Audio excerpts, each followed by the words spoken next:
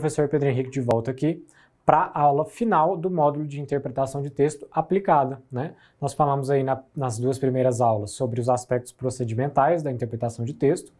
Falamos na terceira e na quarta aula sobre um aspecto relacionado à parte coesiva do texto, que é uma parte fundamental para entender quais são as relações de sentido que existem, né, dentro do texto, para que a sua interpretação ela seja mais eficiente, né, tanto mais assertiva quanto mais rápida também, né, porque nós sabemos que na hora da prova ali, tempo é um fator essencial, né, então você não quer ficar preso no texto, lendo o texto várias vezes para saber o que você deve pegar ou não do texto, né. Então, quando nós falamos aí das conjunçõezinhas, né, nas últimas duas aulas, nós falamos sobre esse aspecto aqui, né, encontrar as palavras-chave. As conjunções são sempre palavras-chave, tudo bem? Apesar de que os substantivos eles indicam mais o teor temático de um texto, as conjunções vão apresentar a vocês quais são as relações de sentido efetivamente que estão colocadas ali naquele texto, então sempre interpretem as conjunções que aparecem como palavras-chave, principalmente conjunções de valor causal, né, consequência ali, ou explicação e conclusivas também, né, e as adversativas, claro. Hoje o nosso assunto é o pensamento para além do texto, pensar além do texto, né? O ato de concluir algo logicamente do texto, concluir algo com base em premissas, tudo bem? Então, nós vamos pensar, né, sobre essas questões agora. Nós chamamos esse conteúdo, né, de pensar além do texto, né? O que seria isso? Isso seria efetivamente inferência ou dedução ou depreensão. É tudo a mesma coisa, tá? Então, não tem diferença entre dedução, depreensão. Sim, pode haver uma diferença no dicionário, mas é algo mínimo, assim. Então, é uma especificação de conceito, tudo bem? Então, inferência, dedução, depreensão, chame aí do que te faz mais feliz. Então, independente disso, nós vamos entender hoje esse processo de pensar além do texto, né, como um processo de fazer uma conclusão lógica com base em premissas. Fazer uma conclusão lógica com base em premissas, tudo bem? Como assim fazer uma conclusão lógica com base em premissas? Olha, essas premissas elas vão variar, né? Dependendo da questão de prova, as premissas vão ser colocadas lá explicitamente. Em outras, talvez nem tanto. Mas a premissa é algo que é considerado para que você faça a sua conclusão, tudo bem? Então imagine comigo que uma redação, por exemplo, tem introdução, desenvolvimento e conclusão. A conclusão dessa redação será baseada nas premissas que foram apontadas durante todo o texto, né? Então, principalmente na argumentação, haverá explicitação, né, de contrapontos e argumentos que deverão ser levados em conta na hora de concluir algo sobre aquele texto. Por isso que a conclusão é também chamada de conclusão lógica ou de inferência, né, raciocínio dedutivo. Não sei se vocês se lembram do Sherlock Holmes, né, que é um personagem bastante caricato e bastante conhecido, né? O processo do raciocínio dele, né, aquela genialidade dele, é toda baseada em processos de inferência, processos dedutivos, né? Ou seja, ele usa as informações que estão na realidade como premissas para que ele faça conclusões lógicas sobre o comportamento das pessoas, e isso dá a ele capacidade de previsão, né, das ações e dos comportamentos alheios. Aí ele sempre está um passo à frente das pessoas que estão tentando pegar ele, por exemplo. É um pensamento dedutivo. Esse é o pensamento dedutivo. E é isso que nós vamos trabalhar aqui agora, né? Vamos tentar aí nos tornar os Sherlock Holmes do texto, né? Vamos aí, ó. E esses conhecimentos pressupostos aqui, o que seria isso? Os conhecimentos pressupostos. Seria a sua carga cultural, digamos assim, o seu repertório sociocultural, né? Então, pode chamar de conhecimentos pressupostos, pode chamar de repertório sociocultural, fica a seu critério. Isso aí são a sua bagagem, né? Isso aí é a sua bagagem, o que você sabe sobre os conteúdos diversos, né?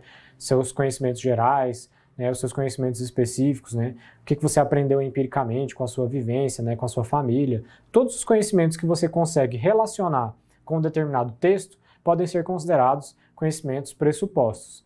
Pressuposto no sentido de que é aquilo que você usará de fato também como premissa, tudo bem? Pressuposto porque é aquilo que já se espera que você tenha, tudo bem? Por isso que é um conhecimento pressuposto. E a conclusão lógica requer isso, né? Por isso que é costumeiro dizer, por exemplo, que para escrever bem, é necessário ler bem, né? Ou ler com bastante frequência, né? Ou seja, a premissa para uma boa escrita é uma leitura sólida, tudo bem? É uma relação também de premissas aí, tudo bem? E por último aqui, né, o que nós vamos falar efetivamente é isso, raciocínio lógico. Então, deduzir algo, produzir uma inferência ou uma depreensão é um ato de conclusão lógica com base em premissas. Isso requer conhecimentos pressupostos e requer o quê? Raciocínio lógico. Né? Você precisa fazer uma operação lógica aí na sua cabeça para que essa conclusão seja óbvia e seja clara também. Não adianta chegar a uma conclusão mirabolante que ninguém vai entender, né? Que só você entenda. Tem que ser uma conclusão que seja possível de ser demonstrada passo a passo, porque você chegou a essa conclusão. Tudo bem? Então vamos lá. Ó. Veja esse exemplo aqui. Ó. Veja esse exemplo. Né?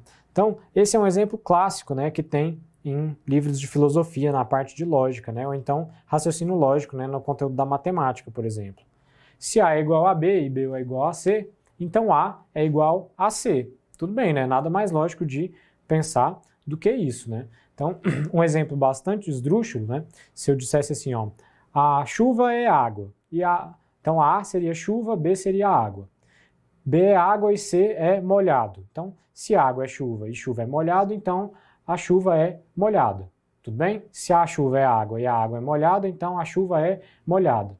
Um exemplo bem esdrúxulo para você ver que esse raciocínio ele se aplica desde as coisas mais banais, digamos assim, até coisas que são consideradas mais elevadas, né, de raciocínio mais elevado.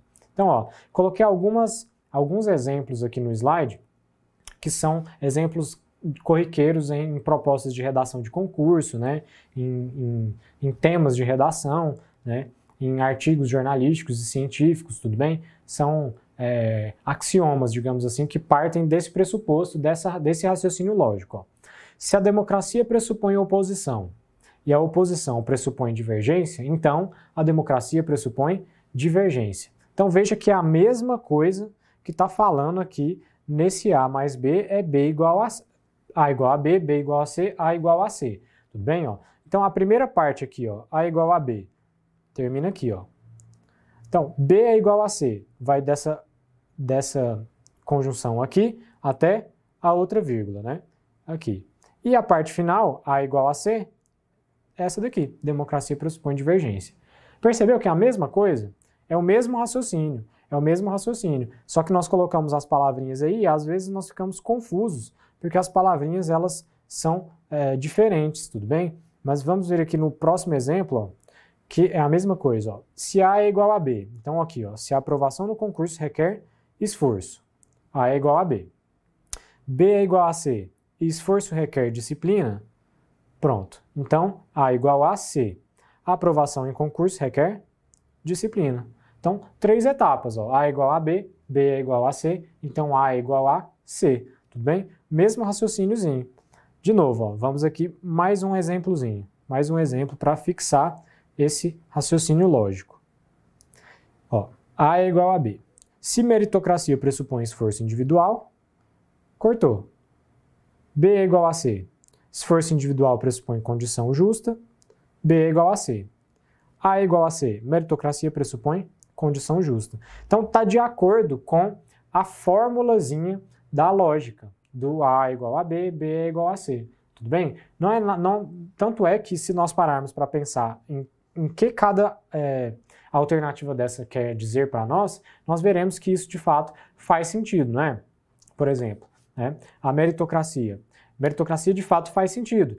E é o quê? O esforço individual, não é? As pessoas que se esforçam mais, de fato merecem mais. Aquela pessoa que acorda cedo, trabalha, produz, que é uma pessoa legal com a família, que faz as coisas certas. Essa pessoa, ela merece mais do que alguém que faz as coisas erradas, que não se esforça, que não trabalha, que não acorda cedo. É nada mais óbvio do que pensar isso, não é? Mas aí se nós formos além e pensar, bom, então para uma pessoa esforçar, o que ela precisa? Ela precisa de uma condição justa, não é? Não dá para nós cobrarmos de alguém que tem que acordar 4h30 da manhã e pegar 3 ônibus para chegar num centro urbano de trabalho, trabalhar o dia inteiro, voltar para casa 8 horas da noite, chegar em casa, ter que cuidar dos filhos, etc e tal. Essa pessoa não vai ter as mesmas condições de prosperar na vida como alguém que não precisa fazer tudo isso, que pode acordar mais tarde, que já tem uma situação garantida. Concorda comigo? Então, falar em meritocracia é falar em esforço individual, tudo bem, mas falar em esforço individual pressupõe o quê? Falar em quais são as condições que aquelas pessoas têm para que elas consigam se esforçar efetivamente, né? Então, se a meritocracia pressupõe tudo isso, a meritocracia pressupõe também o quê? Condições justas, não é? Percebeu o raciocínio? É um raciocínio de etapas, né? Se nós analisarmos cada conceito dentro de cada etapa, no final do raciocínio, nós vemos que a coisa realmente faz sentido, apesar de ser algo banal, né? Então, peguei aqui exemplos que são corriqueiros e esdrúxulos, só para fixar, para apontar a vocês, ratificar, de fato, que esse raciocínio aqui, ó, por mais que ele seja, às vezes, considerado bobinho, ele pode ser elevado, ele pode ser considerado desde um nível corriqueiro até compreensões que são astronômicas, digamos assim, né? Compreensões que são aí de expertise de pessoas que trabalham com lógica, que estudam lógica há muito tempo. Mas a base é essa é a base que nós usaremos de fato aqui para fazer a nossa interpretação de texto, tudo bem? A igual a B, B é igual a C, então A também é o quê? Igual a C. Pegou essa visão? Seria mais ou menos isso, ó. Então, nós vamos agora fazer esse exercício de depreensão com base nesse raciocínio, tudo bem? Com base nesse raciocínio. Então veja aí esse exercício que eu elaborei para que nós pensássemos sobre isso.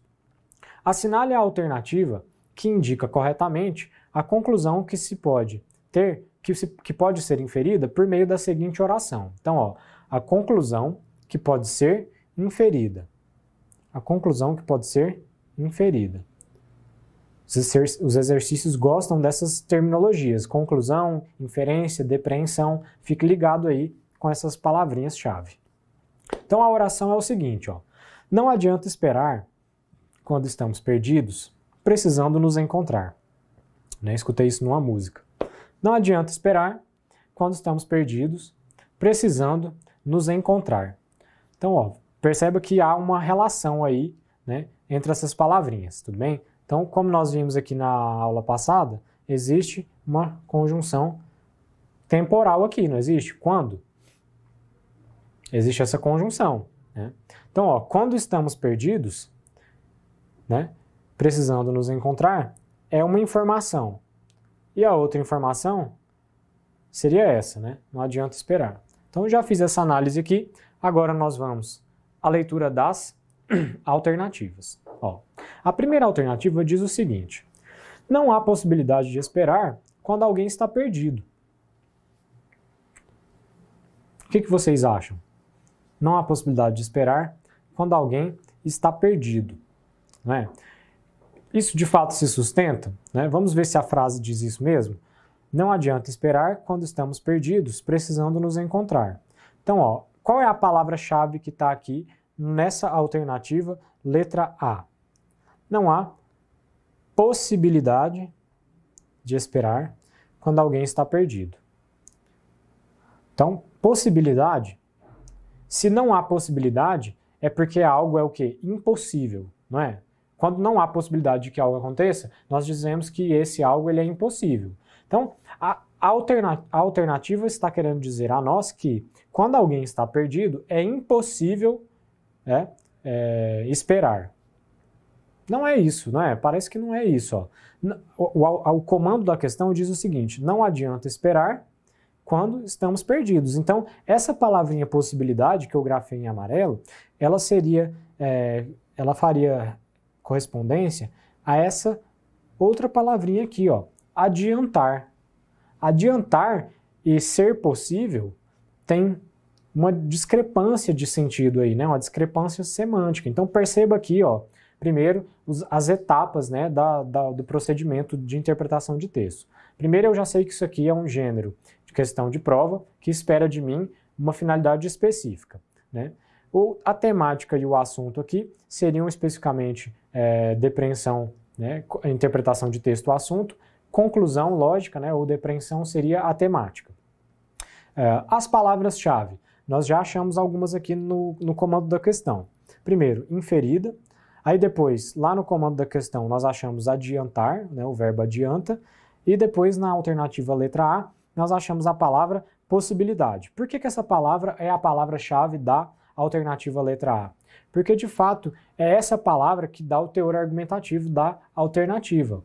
O que, de fato, essa alternativa quer dizer a nós é que, quando alguém está perdido, é impossível de esperar, né? Quando você transforma a alternativa que está, como ela está colocada aqui, para como eu acabei de dizer, fica muito mais claro, né? Fica muito mais claro. Essa construção aqui, ó, não há, ela está colocando uma mensagem negativa, né, para ser analisada. Isso às vezes pode dar uma confusãozinha, tá? Então tentem colocar isso numa forma de afirmação, né, para que a interpretação fique mais clara.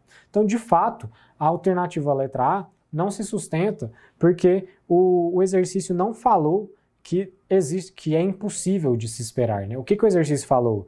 Que não adianta esperar, né? Adiantar talvez teria uma conotação de que não vale a pena, não é? Não adianta esperar, ou seja, não vale a pena, às vezes é muito custoso, né? Não precisa, né? Mas não que seja impossível, né? Não, algumas coisas são penosas, custosas, mas elas não são impossíveis, né? Não adianta você fazer algumas coisas, mas essas coisas não são impossíveis de ser feitas. Concorda comigo? Que uma coisa não necessariamente tem a ver com a outra. Então, a alternativa A não seria de fato algum a conclusão lógica que pode ser inferida a partir da oração que está colocada aí para nós no comando da questão. Alternativa letra A está fora, portanto. Então, vamos analisar a letra B agora. Esperar e ficar perdido são causas da necessidade de se encontrar. São causas da necessidade de se encontrar. Então, ó, causas da necessidade é a expressão que eu marcaria aqui, ó. Por quê? Porque tanto esperar, né, que está colocado aqui, ó, tanto esperar quanto ficar perdido são informações que estão explicitamente colocadas no comando da questão, né? Esperar aqui e ficar perdido aqui. Então, essas duas coisas estão de fato na oração. Então, até aqui tranquilo, né? Mas, de fato, esperar e ficar perdido são causas da necessidade de se encontrar, né? Se isso ficou um pouco duvidoso, ó, interprete da seguinte forma, né? Vou apagar tudo aqui, ó, para fazer esse raciocínio ficar da forma mais explícita possível. Perceba aqui, ó.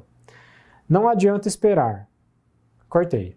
Quando estamos perdidos, precisando nos encontrar. Então, são duas informações, ó. Primeiro, tem essa informação aqui. A outra informação, vou sublinhar de amarela. Porque quando nós estamos perdidos, precisando nos encontrar, é uma situação só. Então, é em relação a essa situação aqui que o fato de que adianta ou não adianta esperar se relacionam. Então, analise isso a partir dessas duas informações, tudo bem? Então, mais um método aí para vocês pegarem. Quando for um exercício de interpretação, de depreensão sobretudo, procurem dividir essa oração aí para ver quais são as informações, tudo bem? Essa divisão aqui, ela não é de forma alguma sintática, tudo bem? Essa informação, ela é semântica, ela também é sintática, claro, né, porque as coisas não se dissociam, mas principalmente semântica, né? Qual é a primeira informação, qual é a segunda informação? Então, a letra B, vamos a ela aqui novamente. Esperar e ficar perdido são causas da necessidade de se encontrar. Ou seja, para que haja necessidade de se encontrar, é necessário esperar e ficar perdido. Bom, por mais que faça um certo sentido o que essa alternativa coloca, não é a conclusão lógica, né, que a oração que está aqui no comando da questão permite a nós. Essa conclusão, ela não se sustenta, né? Então veja que tem uma diferença entre o que a alternativa fala ser verdade e o que a alternativa fala ser a conclusão lógica do que o enunciado pede. São duas coisas diferentes. A alternativa ela pode até falar algo que faça sentido, mas esse algo, embora verdadeiro e embora faça sentido, pode não ser a conclusão lógica do que está posto no enunciado. E é o caso aqui da letra B, tudo bem? É o caso aqui da letra B. Não é a inferência possível, né? Não é a inferência esperada, mas é algo que poderia ser considerado como verdadeiro, tudo bem? Então a letra B está fora também. Letra B está fora também. E a letra C? Quem espera não pode se encontrar. Então, ó, marcaria não pode aqui, ó. Não é? Primeira informação aqui, ó. Quem espera não pode se encontrar. Vamos ver se é isso mesmo que está colocado? Ó. Quando eu digo assim, como está lá no enunciado, não adianta esperar quando estamos perdidos. Ou seja, não vale a pena esperar quando nós estamos perdidos, precisando nos encontrar. Então, quando alguém está perdido, precisando se encontrar, não vale a pena esperar. Então, não vale a pena não é a mesma coisa de não poder, né? O não poder está relacionado à não possibilidade, né? O exemplo da letra A ali, ó.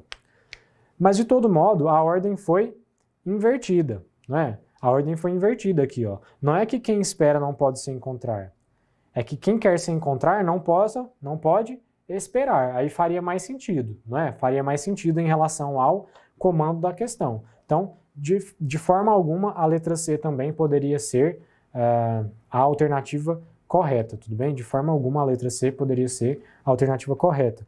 Mesmo que a alternativa C pegasse essa informação aqui, trocasse com essa daqui, né, jogasse essa para cá, ainda assim ficaria algo duvidoso. Nós marcaríamos apenas se não houvesse nenhuma outra alternativa que ficasse mais coerente, tudo bem? Então, a princípio, letra C está fora também. Vamos analisar aqui a letra D? Vocês viram aqui que tem uma letra E aí que diz o quê? Nenhuma das anteriores, né? Quando a prova coloca isso, dá um desespero, né, no aluno. Nenhuma das anteriores. Aí você fica assim, nossa, será que a prova está me testando? Será que de fato é nenhuma das anteriores? Por que eles colocariam isso se a resposta tivesse aí, né? Isso é algo meio duvidoso e as provinhas gostam bastante de fazer isso para te perturbar lá na hora da prova, né? Vamos analisar aqui a letra D, então. A espera é algo que não faz sentido para quem está perdido. Então, ó, não faz sentido. A espera não faz sentido para quem está perdido. Vamos analisar, ó. Então, o que a comando da questão está falando? Que não vale a pena esperar, ou seja, não adianta esperar, quando alguém está perdido precisando se encontrar. Então, a letra D diz o quê? A espera é algo que não faz sentido para quem está perdido. Então, não valer a pena e não fazer sentido são coisas um pouco diferentes. Não são coisas um pouco diferentes? Ou será que são coisas bem parecidas? Percebe que o exercício de interpretação de texto ele é algo que depende bastante do seu jogo de cintura, digamos, para entender qual é o valor semântico que está sendo cobrado aqui no caso. E as palavras-chave estão em jogo aqui o tempo inteiro, né? Por que não faz sentido eu dizer que espera aqui, ó, é uma palavra-chave? Porque espera está colocado aqui, ó, esperar. Não tem muito que tornar misterioso em relação ao verbo esperar, não é? Então, o que está sendo colocado aqui como algo misterioso, que está dificultando a nossa interpretação do texto, né? Vou apagar tudo aqui, ó. Então, de fato, o que está tornando difícil aqui a interpretação desse texto é, primeiro, a conotação desse verbo adiantar, né?